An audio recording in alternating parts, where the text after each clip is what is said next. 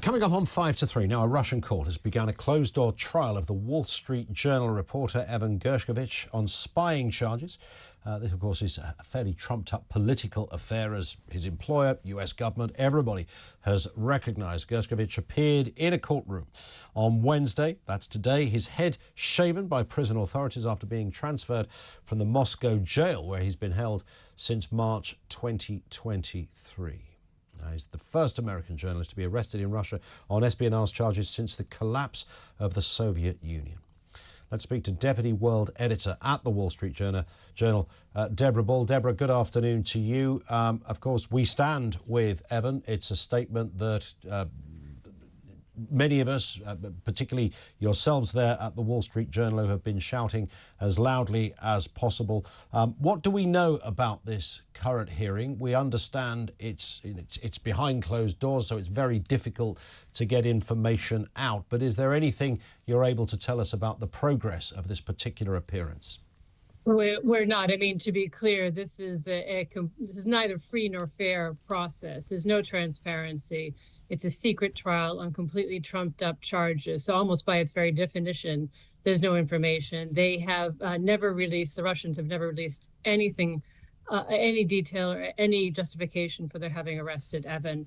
No basis, no proof, nothing regarding the trial. It's been 15 months. He was detained. His detention was renewed consistently, again, without any information at all.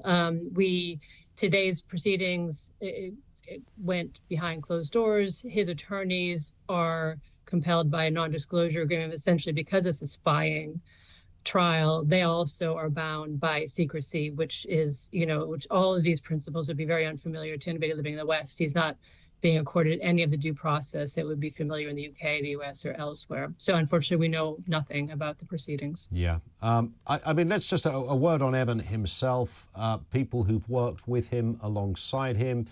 As you know, I'm in a building where the Wall Street Journal also has its London office and bureau. Lots of friends and colleagues there. There's often lots of campaigns around the building to continue keeping this this horrendous story alive and noticed, of course. But in terms of a man that was made, this was a highly respected journalist, it should be said firstly, and the last person on planet Earth that would be a spy. I know, look, people go, well, everybody says that, but I mean, quite literally, this is a man that has done nothing wrong, demonstrably has done nothing wrong, found himself, for whatever reason, in a politically motivated position by the Russians, taken into custody, incarcerated, and now having these curious court appearances. The previous one, we had seen him appear, but this one behind closed doors. I mean, if it wasn't so darn serious and troubling, it would just be a joke, right? Exactly. His accreditation by the Russians had been renewed several times. He was accredited to report inside Russia. He was there. The Ministry of Foreign Affairs had approved his presence in Russia. He was on a reporting trip to Yekaterinburg, and solely a reporting trip. He's a 32-year-old, wonderful crack journalist, an expert on Russia, a dogged reporter who had done tremendous work in a couple of years, a year and a half or so he'd been with us before he was detained. It's clear that this is a political move by Putin. Putin has been plain about the fact that he's looking for a swap. Today, the deputy foreign minister essentially said the same thing. The timing of that is not coincidental. He put out the same thing, urging the Americans to respond to whatever the Russian proposals have been. We don't know what they are. I don't think the Russians are making any bones about the fact that he is a political prisoner. Just very briefly, if we could, Deborah, we won't be seeing Evan this time because of the behind closed doors nature of this trial. We did last time. He looked, I mean, if ever there's a person that can manage to keep their chin up, to coin a phrase, it is Evan. But I mean, that doesn't mean to say this would not be a very uncomfortable, very tricky, difficult experience for him.